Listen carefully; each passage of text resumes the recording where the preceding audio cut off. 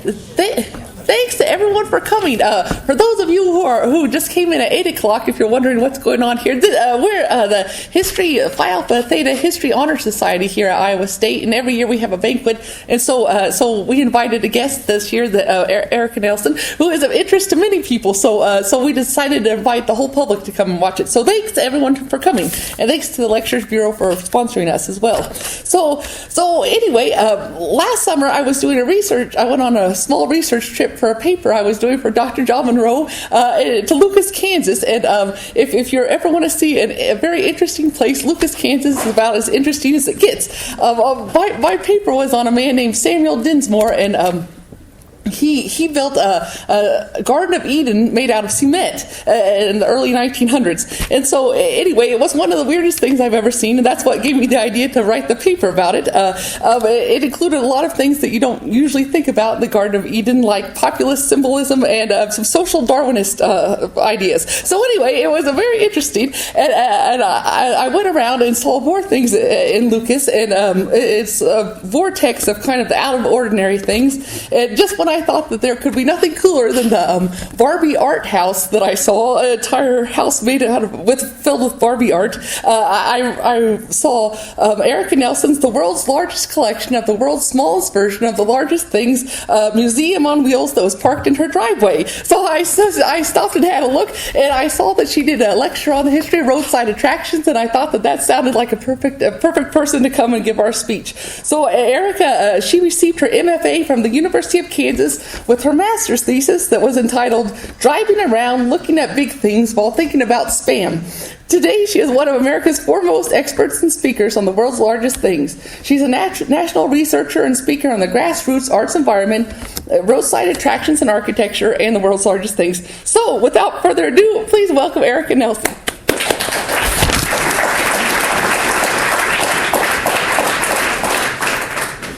Oh, that's always such a great introduction. And I'm wondering if people will be able to hear me if I stand close to my laptop. So we're going to do a test. I'm going to use my outside voice. Can you hear me in the back? No. Oh, okay. Well then, I didn't think about this earlier. How far can this reach? Okay. Because that's the down part. Okay. I can move over here. Can you use this microphone? Okay. Oh. Yeah, we can get you. There we go. There you go. Okay, can you hear me now? Can you hear me now? All right. So we should be able to handle it from here. I am going to look very distracted because I will be looking down at my screen, but it's not because I don't love each and every one of you. I don't even know you. We're going to start the PowerPoint. Just to give you a little bit of background, the reason I live in Lucas is because I am really interested in outsider art environments and world's largest things.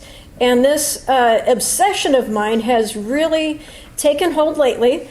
It started out while I was teaching at the University of Kansas, and I found out that the teaching was great. I was getting so much from my students, and I was really being able to give back to my students. But to keep my sanity, I would drive around and look at stuff. And eventually, that stuff ended up really being a driving force. So eventually, I left the university environment and decided this is going to be my job. This is what I'm going to do for the rest of my life, or at least 5 to 10 years. So that's what led to today, Roadside Attractions with your tour guide, Erica Nelson. That would be me. Woohoo! Yay! I bet you can't guess which one's me. I'm the little crazy girl with the wild hair and the drum. I grew up visiting Paul Bunyan and Babe the Blue Ox in Bemidji, Minnesota. My dad's a Minnesotan. And my sister and I were born in Texas, and we moved to Missouri next to the town with the 8-ball water tower. So I really thought that this is how you navigate. You knew if you saw a big blue ox, you're going to see Grandma and Grandpa Nelson up in Minnesota. If you saw the 8-ball water tower, that meant you're about 20 miles from home. And it wasn't until much later that I found out that wasn't true. I was heartbroken. Not everybody had these wonderful things. So I started seeking them out on the road. I moved into a bus, which is actually pictured here, and started doing this full-time after I left the University of Kansas. So I sold all my possessions, moved into the bus, in about 2001 and spent 2 years living on the road, had no other address. So here's the bus visiting the world's largest King Kong in Beaver, Arkansas. I'd also find things like the Miner's Hat Restaurant up in Kellogg, Idaho. And these were really what were exciting to me because they were different. They weren't Applebee's. They weren't made to look exactly like everything else. They were really giving character to the roadside. I'd also look for outsider art environments like the Beer Can House down in Houston, Texas, which is a house completely covered in aluminum beer cans. And the owner of that said her favorite part of the day is when the aluminum siding salesmen call her. And the more I looked at these, the more I realized there's a reason for each one of these, and there's a story behind them all too. So what I do now for a living, in addition to talking about these things, is I go to these things, like the world's largest baseball bat in Louisville, Kentucky. I photograph them. Then I make the world's smallest version of that world's largest thing. I don't make the small version until I've seen the big thing for myself. And then I add that small version to my window displays. I've been doing this for long enough now that I have a fairly large amount of these. So here you'll see the world's smallest version of the world's largest pecan from Brunswick, Missouri, the world's smallest version of the world's largest badger from Burnhamwood, Wisconsin, the world's smallest version of the world's largest electric shuffle from West Mineral, Kansas, added into the window displays, and that's how I end up with a traveling roadside attraction that houses the world's largest collection of the world's smallest versions of the world's largest things. I can say that 3 times fast. I've done it on the air, which left the radio host completely speechless, which is a great feeling. The only reason I can do that is because a friend of mine is a one-man band, and he wrote a theme song for me. So really, I'm just repeating in my head after him. But I digress. You don't need to know about any of that. What I'm here to talk about today is the history of roadside attractions. So I'm going to get back into my university professor role and start talking slowly about the history of roadside attractions. Okay, that's enough of that. As you know, we're a mobile public. We didn't invent the automobile solely in the U.S. It was really a team brain effort. But we're the ones who figured out that mass production and cheap cost could bring it to everybody. And once we got our hands on these wonderful machines and found out that we could go anywhere, that's what we started doing. So really, turn of the century, there was such this road craze. All these people now had automobiles. They would get together and decide, okay, now what do we do? Where can we go? We can go wherever we want, as fast as we want to. So they would come together in big masses. For example, this 1909 Glidden Auto Tour had hundreds and hundreds of people all ready to tackle those roads. Except these were the roads that they had to tackle. Sometimes the road won. Because we kind of advanced past our capabilities, we built the machine before we built the way to get the machine to where we needed it to go. There's always that start and stop in technology and invention. Sometimes you have this really great idea, but you can't use it to its fullest potential. So that really drives things that shape our whole society. Our invention of mass production of automobiles shaped the fact that we needed roads. We needed good roads. So they started the Good Roads movement. Things really were designed to talk to the roadside enthusiast. Maps started being made specifically driven for automobile tourism. Restaurants started changing the way they were talking to their public because they knew that with an automobile and good roads, you really could start grabbing a whole new audience. It was one of the first expansions of our mobile environments. Newspapers started having whole columns. This is a 1918 newspaper that really was devoted to sharing information about this tourism culture. In about 1918, they started standardizing the highways so they would meet at state edges and have numbers that went across those edges, so you really could start going everywhere. And they would name them routes before they had the numbers. One of the best quotes that I ran across was that anybody with a bucket of interesting paint can make a new route. So you can see they weren't numbered originally, but they were starting to be cohesive. Eventually, they found out they did need even more cohesion, and that's when the numbering system started. And people would, once again, tour on these better and better roads. Here's an image from the Route 6 Association that grew up out of the Midland Trail and the Transcontinental Highway and the DLD and the OLD. with this new mobile public also came problems with the public. You're going, you're tired, what do? You pull over and camp. All of a sudden you needed conveniences for these people. So that's when we started getting the auto inn, the motel inn, the motor inn, the motel, and the hotel. Now, when there's so many of these up and around, what are you going to do to make yours different, to make people want to come to you? Well, who wouldn't want to sleep in a teepee? This is really where people started getting inventive. So there's one from Cheyenne, Wyoming in 1938. There's a whole set of wigwam villages. There were 7 that were built all on the same scheme. This is one of the ones that's no longer there. This is number 4 from Florida. But there were wigwam villages that started popping up. 1935, the first one was built, and he patented the idea in 1936 and built 7 more. The first one was from Horse Cave, Kentucky. That one's no longer there, but the image here is from Cave City, Kentucky. So there are still wigwams along the road that you can sleep in.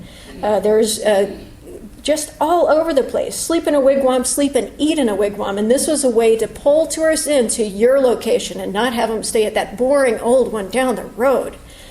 Holbrook, Arizona just restored theirs too, and that's on Historic Route 66. So there's a recent re-interest in these things, and they really have started coming back, but we lost a lot of them too. So you need a place to stay. When you're on the road, you also need to fuel up. How are you going to get that motorist to your place? Well, you build your gas station in the form of something interesting too.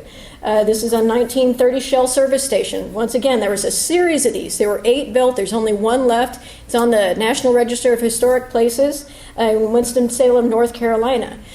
In looking at some of these things, I started finding the patents. And there are hundreds and hundreds and hundreds of these patents that are mimicking some other structure. That's why they're called mimetic architecture. And not all of them got built, but if you look through the patent office, there are some amazing, amazing things. And I finally had to cut myself off after 3 hours of looking through these patents and downloading each and every one so I could have one for myself and build one maybe. So at some point, go to worldslargestthings.com. You'll find all the links to the patents too, because I'm obsessive about this. This is such neat, fun stuff. Why aren't we doing this anymore? Well, we are, but we'll get to that later. Meanwhile, over in California, in the land of Hollywood, they too figured out that if you wanted people to your thing, you build it in a neat, interesting way. So you have the cream can, you have the hot dog stand, you have one of the most famous ones, the Brown Derby, all built in the 20s and 30s. Hollywood was doing things bigger and better. A lot of these were within walking distance of each other, but they also really formed this new way of thinking about how you decide where you're going to go. Another thing that started changing the way that we were interacting with our landscapes, you'd have these mimetic buildings, but you'd also have advertisements cluttering up your view. Some people saw it as clutter, some people saw it as business. It depends on what side of the argument you were on. There were a lot of arguments for and against this buildup of the roadside. The reform movement started as soon as we started getting more mobile. So in the 1920s, all the way up through the 50s, there was the National Committee for the Restriction of Outdoor Advertising from 1923, headed by Elizabeth Lawton.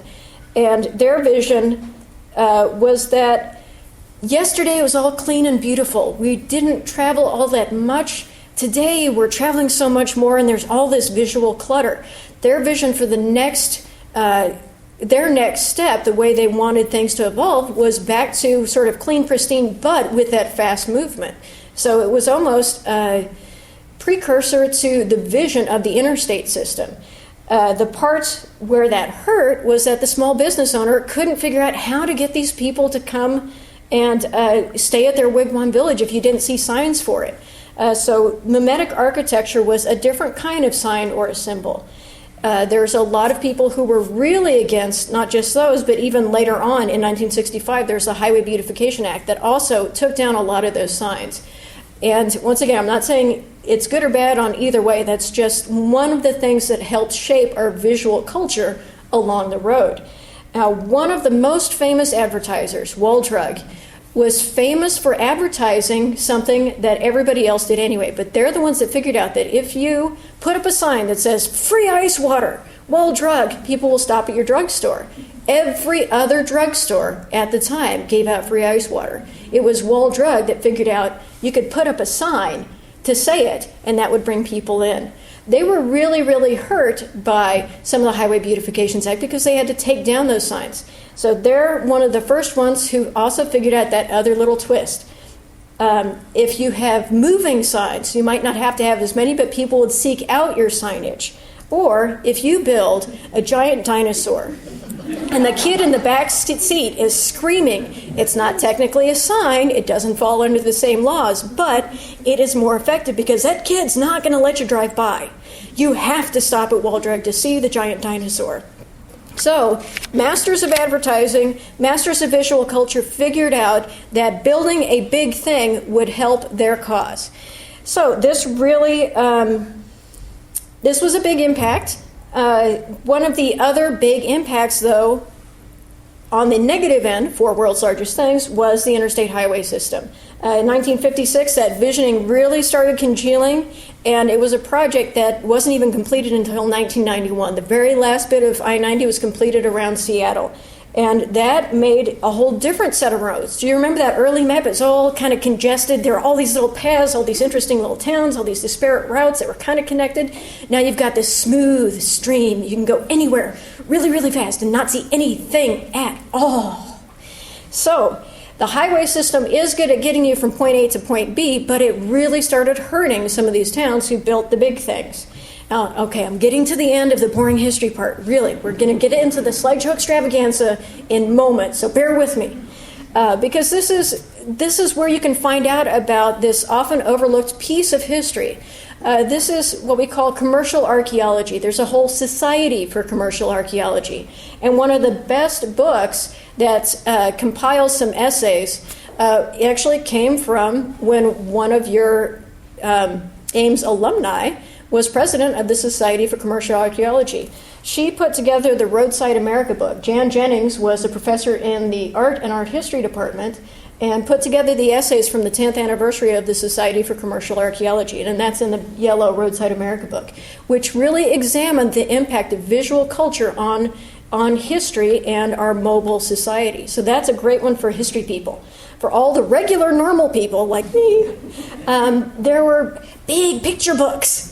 Like California Crazy, which were in the 1980s, The Well-Built Elephant and California Crazy came out. They were the first ones to introduce these big, iconic, mimetic, vernacular things to a wider audience.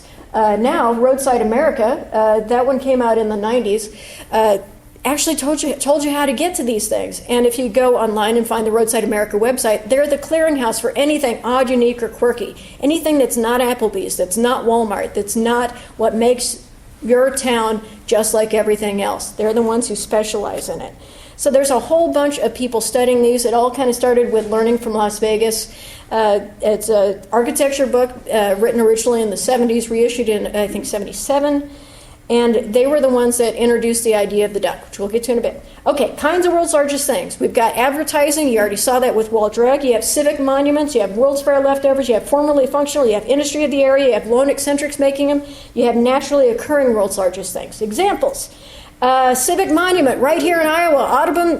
Audubon has Albert the Bull. That's a civic monument.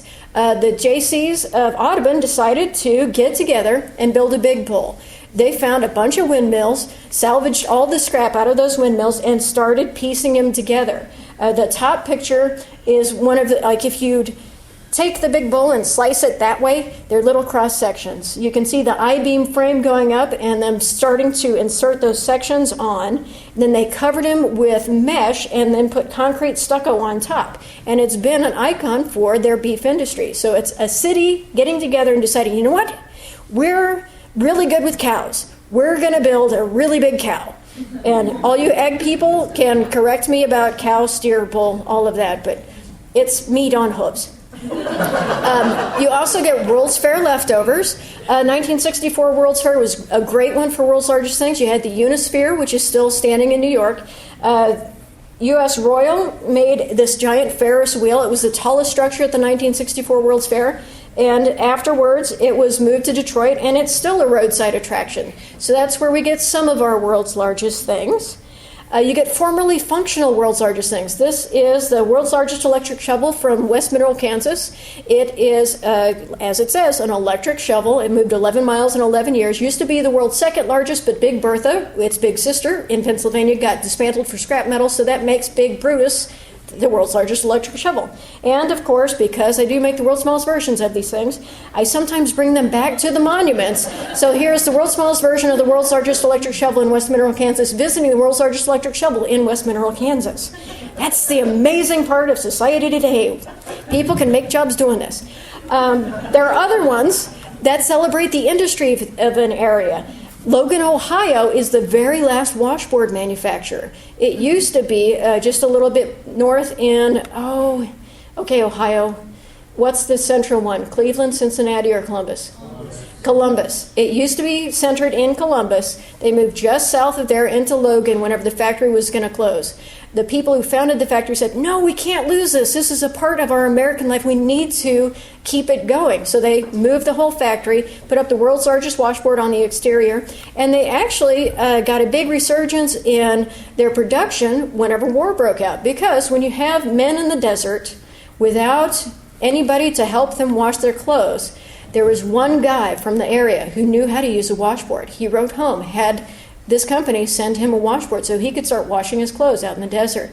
Once everybody found out that he was cleaner and nicer smelling than everybody else, they all wanted washboards too. So as sort of a war relief effort, all of a sudden washboards are popular again because of this one little tiny town, this one little tiny manufacturing plant that still does what it's always done.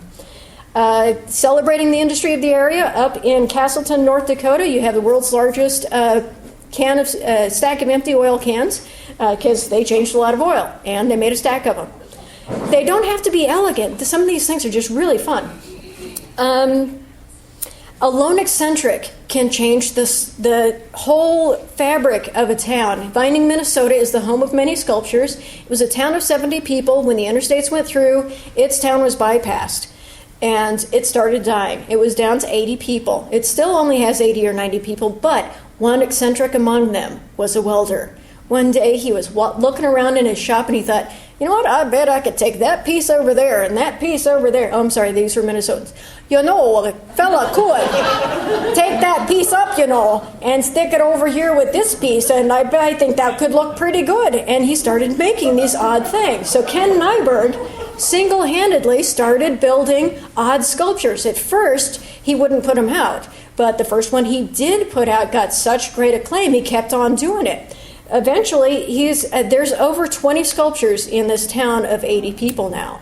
So that's also how they navigate. Okay, so you need to return the hot dish pad to Ole and Lena. Okay, you start at the doorknob and you go 2 doors down, and then you take a left, and if you get to the clothespin, you've gone too far. You go back 1 door, and there should be Ole and Lena. You can return that hot dish pan. And you can see these are all little tiny bits of metal. He was a welder by trade. He was not trained in the arts, which is an outsider artist or a visionary artist or a folk artist. But the more he's made, the better and better these get. And they're just fun. Another kind of big thing is a naturally occurring world's largest thing. The world's largest sycamore stump is in Kokomo, Indiana. So big it doesn't even fit in the picture. And it's just a big stump. They decided it was special. They built a house over it, put on there, world's largest stump. Now it's an attraction. It doesn't take much. You can put a sign on it. People will come. I'll come and take photographs and make small things of it. World's largest palisite meteorite was found in Greensburg, Kansas, not far from the world's largest hand-dug well. This record has been usurped by the same meteorite field. It's a palisite meteorite, which is a very rare, very expensive, very valuable meteorite. They're probably not expensive when they're made because they're just rocks. They're just out there. But in coming through the atmosphere, they gain value. In a farmer's field, they gain a lot of value. Out of the ground, they gain even more value. But the world's largest palisite meteorite formerly is still down in the Greensburg area. The new one was sold to a collector in Texas. There are forms of world's largest things. We've talked about kinds, like what kind is it? They take different forms. And this is just for the little bit of the art talk. It's kind of like talking about, okay, you're buying a pair of pants. Now we're talking about, okay, you're buying a pair of corduroy pants or you're buying a pair of seersucker pants. Don't buy the seersucker. There are amassings, like that big thing of oil cans. That's a bunch of little tiny elements put together in a big mass. You have water tower wonders, which are painted water towers. You have ducks, which are buildings shaped like things, and I'll tell you why in a bit. There are concrete ones, there are fiberglass ones, there are metal ones, there are wooden ones. So there's a bunch of different forms, but these are some of the major ones. Massing-wise, you have, once again, in Iowa, Sac City, Iowa, has the world's largest ball of popcorn. It was originally created in 1995, set a Guinness Book of World Records, and people would really show off their ball. They took it to the state fair. People would come to town afterwards and say, hey, can we see your big ball of popcorn? They'd say, oh, okay, and they'd have to stop their work. And they'd go down to the fairgrounds where it was housed, and they'd open up the doors, they'd roll the ball out, people would take pictures, they'd have to roll the ball back in, they'd shut the doors, and they'd have to go back to work. And then somebody else would come in, can we see your big ball? Okay, I'll stop work. And they went down to the fairgrounds, they opened up the doors, roll out the ball, take the pictures, roll the ball back in, shut the doors, and go back to work. Eventually, they got tired of it. So they decided to destroy it at their county fair. It was going to be this big crowning moment. They were going to blow it up.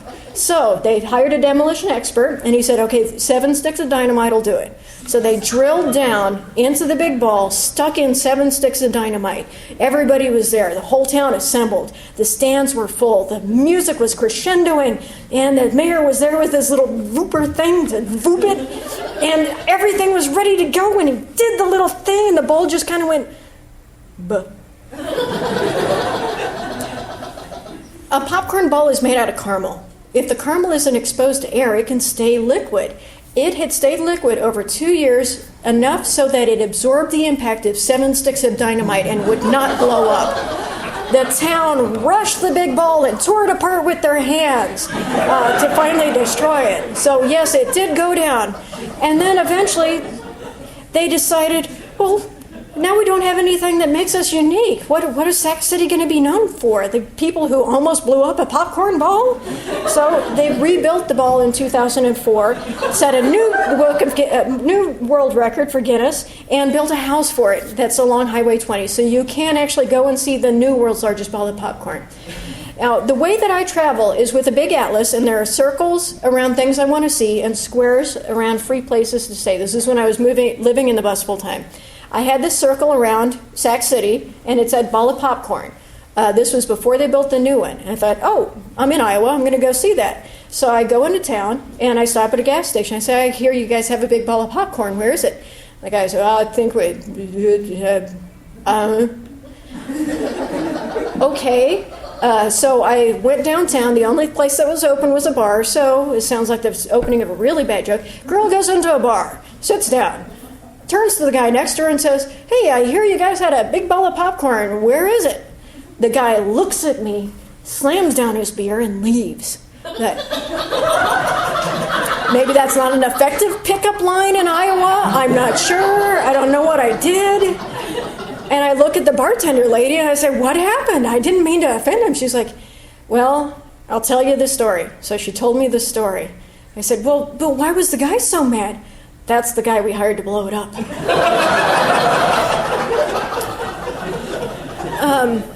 Back to the serious stuff now.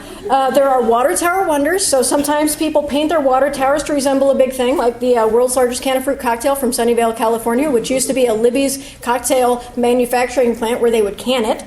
There's also the world's largest bottle of ketchup, which is kind of tiny in regards to the bus, in Collinsville, Illinois, and of course the world's smallest version of the world's largest bottle of ketchup in Collinsville, Illinois, visiting the world's largest bottle of ketchup in Collinsville, Illinois. They have a ketchup festival every year, and last time I was at the ketchup festival, at the big bottle of ketchup, I met the Wienermobile. I met the Wienermobile at the ketchup bottle. It was amazing. Oh. Once again, here in Iowa, you have the world's largest Swedish coffee pot. Whenever the town outgrew their Swedish coffee pot, they built another world's largest thing in the form of a Swedish coffee cup. So these people are really embracing not only their Swedish heritage, but their quirky sense of humor, and continuing the theme after a couple of years. The reason they did that was because it is the birthplace of Virginia Christine, who was the Folgers Coffee Mrs. Olson. So you do have some Swedes here. Ducks. This is a whole set of world's largest things. Any building shaped like a thing is called a duck. That's because whenever Venturi and Denise Scott Brown wrote Learning from Las Vegas, they put forth this whole theory of there's two kinds of buildings. There are buildings that are boxes that are painted. They're decorated with things to make you look in the building. Then there are buildings that are shaped like things. For example, a duck. They chose this building to put forth their theory. So then after that, all of the people in the commercial archaeology field just started referring to any building shaped like a thing as a duck, in honor of this early 1931 duck in Flanders, New York. This is also National Register, but this also means that it's very confusing language-wise, because this is a gas station in King City, Missouri. It is a gas station shaped like a gas pump. So it's not just a gas pump, it's also a duck, because it's a building shaped like a thing. Oh no, you learned something. So when is a gas station not a gas station? When it's a duck. And this is a current image of the Flanders duck, which I have not yet gotten to see for myself, so I don't have a small version of it. But there is, off to the right here is the world's smallest version of the world's largest gas pump, visiting the world's largest gas pump from King City, Missouri. But that's a different story. There are also concrete world's largest things. Pocahontas, Iowa erected a concrete Pocahontas as their namesake. Sometimes it's easy to figure out what your big thing's going to be, because Pocahontas, what else would you do? Pocahontas. Woo! There are fiberglass world's largest things. This is a really famous landmark in LA. Randy's Donuts. Finally got to go there this year. I took a whole bunch of photos. Everybody was staring at it because I realized it was a windy day and I had a very light skirt on. But sometimes you forget these things until you're actually out in the field. And then I go up to the window and I ask the donut guy, can you sell me a commemorative donut? It's like, I'm sorry, we don't have anything like that. It's like, well, can you sell me a donut that looks as close to this donut as possible? He said, yes, I can do that. It's like, okay, you just made a commemorative donut. He said, well, that'll be $1 more. There's a caution about fiberglass things. Frazee, Minnesota has the world's largest turkey. It is a fiberglass thing. Every year they have a turkey festival. So the city guys were out there working, cleaning up the turkey for the day, and they decided, those bolts look a little unsafe. They're a little pointy. Some kid might cut themselves on it. So they decided to kind of shave those off a little bit. They got out their grinder, started shaving off the bolts. You should know that fiberglass is flammable. So unfortunately, the city guys in Frazee burned down their own turkey the day before the festival. That night, the ladies at the chamber decided to get together. They made a big papier-mâché egg and laid it in the ashes, so that during the festival, there was that promise that the turkey would come back, and it was rebuilt within a couple of years. Sometimes it takes a vision to create these things. And here's one man who is making metal and wooden wonders in North Dakota. It's not just in Regent, but this is in direct response to the interstate system. The interstate passed Regent by, and Regent was dying. So Gary Greff decided if he put up a whole series of world's largest things from the interstate leading up to Regent, it would become this highway of wonder.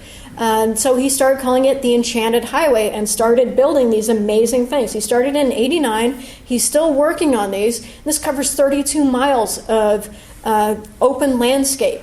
To give you some sense of scale, that top picture of the deer leaping, he is underneath with his hands raised. Do you see a little tiny figure there? That's how big these are.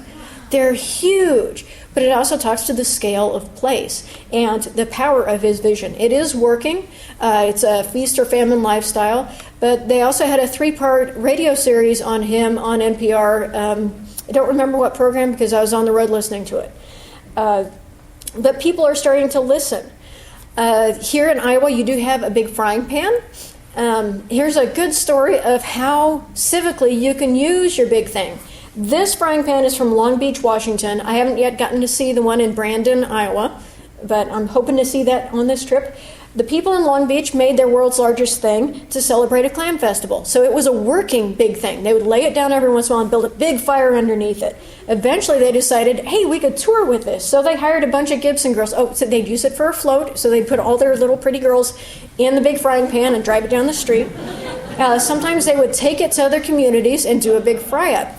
One time they went over to Winlock, Washington, which is the home of the world's largest egg. They decided, we'll bring the big pan to the big egg. They laid it down. They hired one of their Gibson girls to strap bacon onto her feet and skate around in the pan. And then once the pan was greased with the model with bacon feet, they made the world's largest omelet at the side of the world's largest egg in the world's largest frying pan. And a very hot little lady.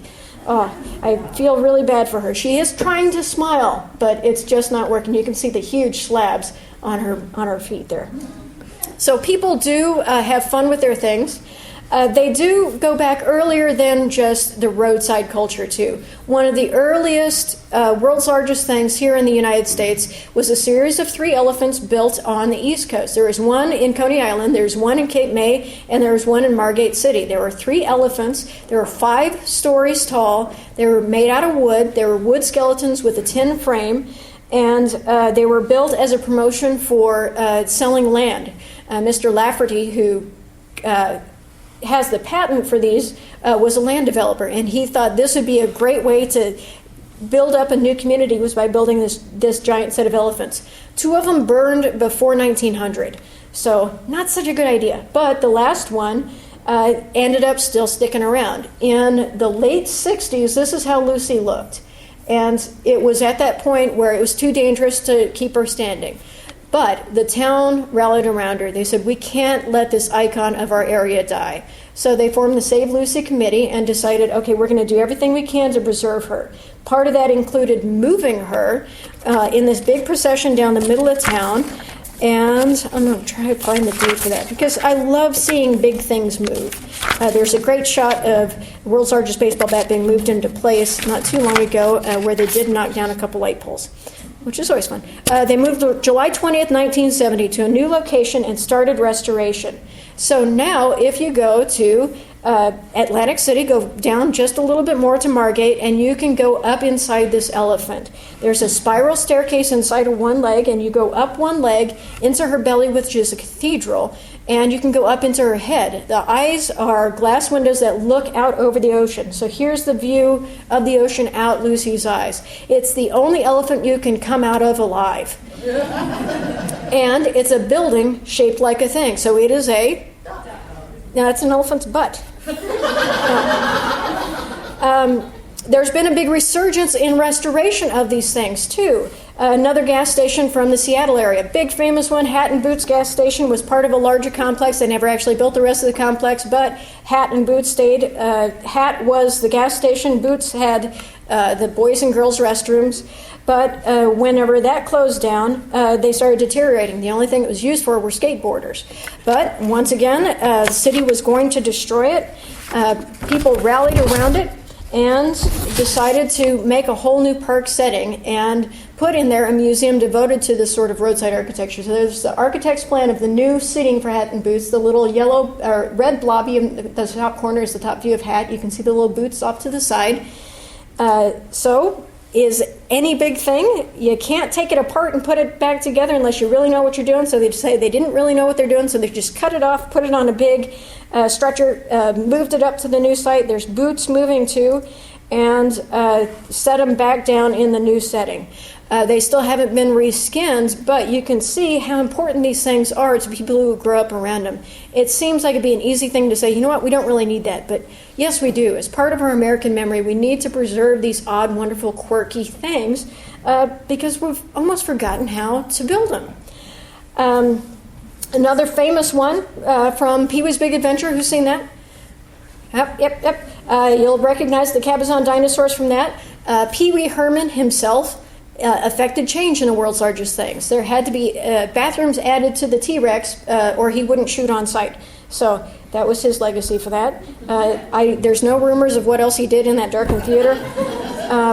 Lindsay, California, olive growing industry. We're in the slideshow extravaganza part now, so I might even start talking faster. As the world's largest olive, because it's a big olive growing community, to give you a sense of scale, that hole in the olive is about head size. The reason I know that is because I travel alone, and I do try these things, and I got my head about to here when I found out that I couldn't really get it back out. But luckily, there's a cafe next door who was watching the whole thing, and when it was really evident that I couldn't get the head out, they came out and helped me a little bit, and I got free pie. It was great. There's the world's largest box of raisins up in Selma, California. There's another wigwam. This one's one of the cave cities. Sleep in a wigwam. You have to do that. And they're only like $40 a night off season. You've got to do it. World's largest goose house in Hazard, Kentucky was just a guy who liked goose, so he built a goose house. Miner's Hat Restaurant. The reason the Miner's Hat Restaurant is there is because it's a big mining industry in Kellogg, Idaho. Miners get dirty because they're doing mining. They need to eat lunch too because they're human beings. A lot of restaurants wouldn't let them in because you're dirty. Don't come in. The Miner's Hat restaurants decided, you know what, that's a whole bunch of hungry people who've been working really hard. We're going to make our restaurant in the shape of a miner's hat so they know that they're welcome and they can dirty up our dining room any day. And it worked out nicely. Now it's a realtor's office. World's largest jackalope in Douglas, Wyoming. That's where jackalopes were invented. Herrick was the man's name. He actually got his obituary written up in the New York Times, which is sort of the big, you made it, New York Times obit. World's largest milk bottle in Spokane, Washington. There's a world's largest Java coffee pot, Bob's Java Jive. There used to be two monkeys inside. That was Java and Jive, and this is a very seedy bar in Washington, which is good to go in the middle of the day. More stories about that some other time. Some of the people on the road are a little scary too. These are the world's largest Amish couple, which don't really work out for the Amish, I don't think so much, in Charlottesville, Pennsylvania. There's also a giant pie woman in Frackville that is also very, very scary, and her little daughter is holding this nice little headless doll. And one of my other roadside enthusiast friends on Flickr just went back and they fixed her. They painted her up all orange and bright, but they never put another head on the doll. Goonie golf. You'll see a lot of roadside golf things that are slowly deteriorating. This is going to be the last shots of this Goonie golf place. Let's go back. Because the owner said, I don't know how to take care of them. People do come here and play, and they're really enjoying it, but they're just too much upkeep, so she bulldozed them within the week. So this is also sort of a call to stop and see these things while they exist. Let people know you appreciate them, you want to see them, because if you don't, they will go away, and then your town will be just like everybody else's. Whole region in Minnesota, you've got the world's largest deer in Deer Creek. You've got the world's largest foot from Vining. That was Ken Nyberg's first little exploration. You have the world's largest otter in Fergus Falls, and you have the world's smallest version of the world's largest otter visiting the world's largest otter in Fergus Falls, Minnesota. You have the world's largest Longaberger basket in Ohio, because Longaberger Baskets, this is their headquarters. This is an office building. Those black things are office windows. It looks smaller than it actually is because the bus was parked away. And that was on the Eastern Tour. This is a shot up the building. When you go into the big basket building, you go into the atrium and you actually see those handles meet overhead. So they had to do a lot of engineering and have won a lot of architectural awards on their big basket building. World's largest crab down in Galveston, right next to the world's largest shrimp down in Galveston, which is not too far from the world's largest, some people call it a trumpet, but I know it's a cornet, in Galveston also. Carhenge, somebody asked about this earlier.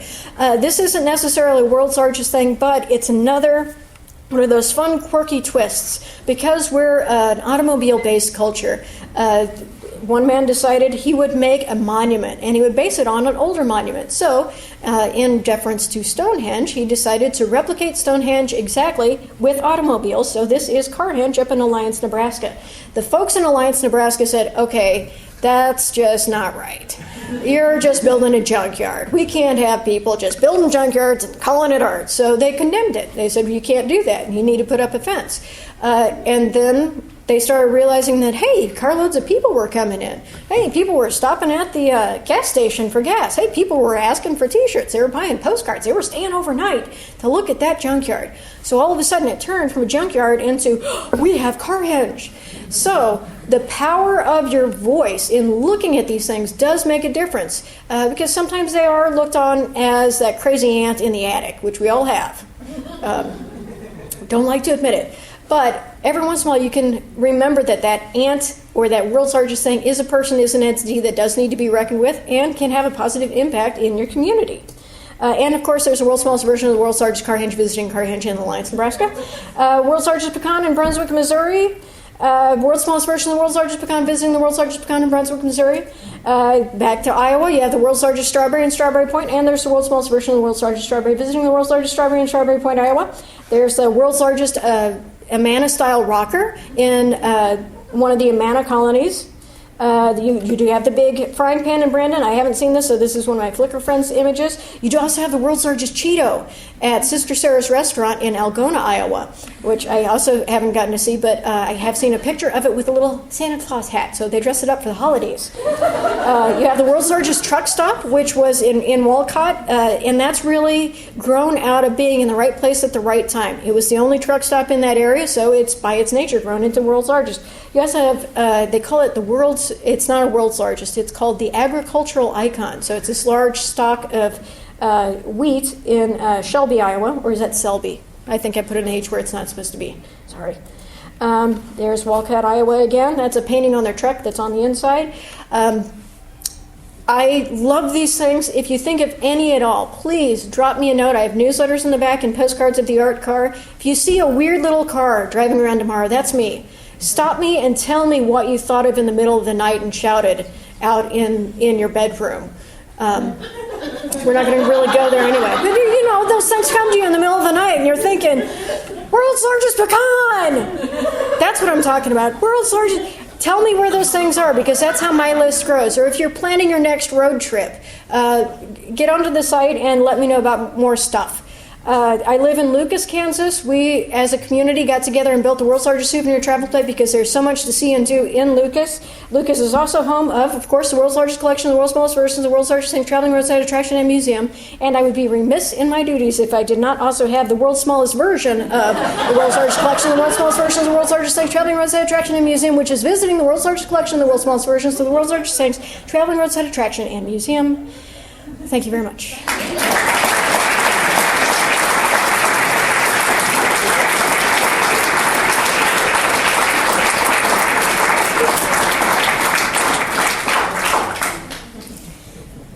So if you think of anything, let me know. If you think of anything in the middle of the night, don't call me then, but email me in the morning. I'd be very glad to hear about more big things. Any questions from the audience that you want everybody to hear? Yeah. A good number of things, roadside attractions are along Route 66. We've done a few of those. Could you talk about some of those? Let's see. You've got the Gemini Giants, and I'm not going to remember the towns because I was thinking about Iowa. And sometimes if I have too many thoughts in the front part of the head, the ones in the back don't really get all the attention they should. But you have the Gemini Giant along Route 66. The Big Bottle of Ketchup is a Route 66 icon. The Holbrook, Arizona Wigwam Village is on Route 66. You also have the world's largest map of Route 66 on Route 66 by an artist that's devoted to this sort of roadside culture. I'm trying to think if there's anything at the end. Oh, I'm drawing a blank now on the end part. But that's a good point in that these older routes have a lot along the way. And that's sort of what got bypassed by the interstate system. You forgot about the old routes and you forgot about driving them. Now that there's a whole new set of people wanting to recapture that part, there is a big resurgence. Oh, in Oklahoma, world's largest blue whale in Catoosa is a great example because it was built as a resort when Route 66 was big, when a large highway no longer went right by there, it started declining. When Route 66 started being a thing again, one of the local hotels paid to repaint the big blue whale and sort of reopened it to tourists. So you can really use that as an icon of the emergence and then the ebb and the flow of this sort of ribbon that ties them all together. Just up the road from that is also the world's largest totem pole. It's a concrete structure built in the 30s by somebody trying to pay homage to the native cultures of that era, the Galloway Totem Pole Park. I'm trying to think of anything else. Cadillac Ranch, is that on 66? Yeah, that's not a world's largest thing, but that's another car-based one by Stanley Marsh. Stanley Marsh III is an eccentric millionaire in Texas. This helps if you're building big things, who's also built a very large pool table where you use those big propane balls and tractors. And he drives around the big tractors with the propane balls as this giant pool set out on his ranch, which is not open to the public because it's too dangerous, but crazy millionaires can do things like that. Any other questions or things that what do you remember from driving around? Yeah. Have you been to see our big pitchfork? No. Yeah, we have a giant pitchfork. It's over by our Target, which is South 3rd Street. It's about 100 Ooh.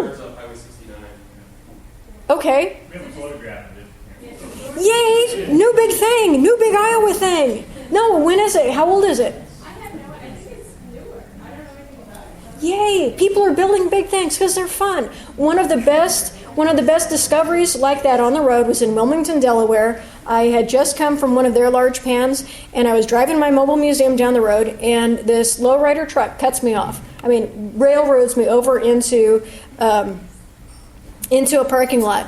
And I'm going to change words here. I'm going to say shoot and flip.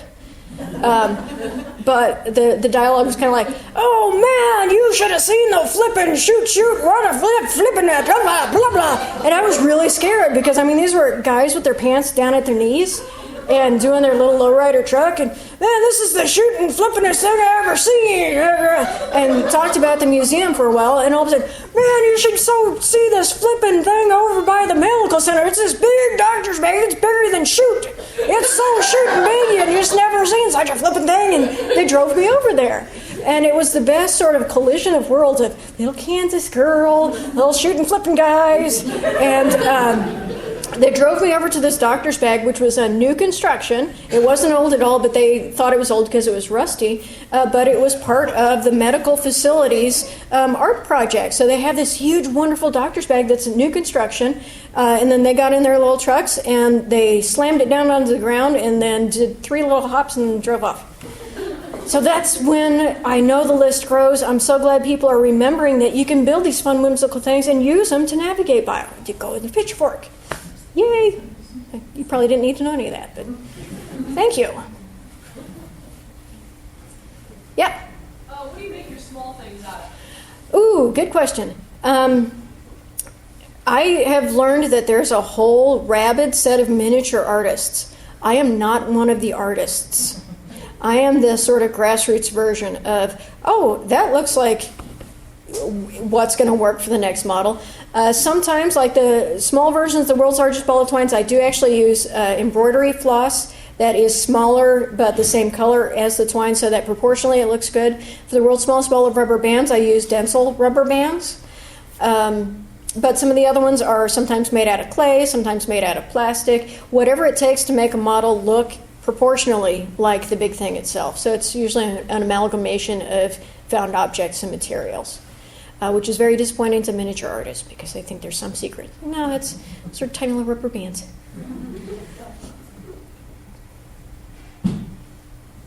Well, thank you so much for attending. Please let me know more World's Largest Things, and I'll also be just kind of wandering around if you have other things and are too shy to speak up in front of a crowd, because I'm that way too. Thank you very much.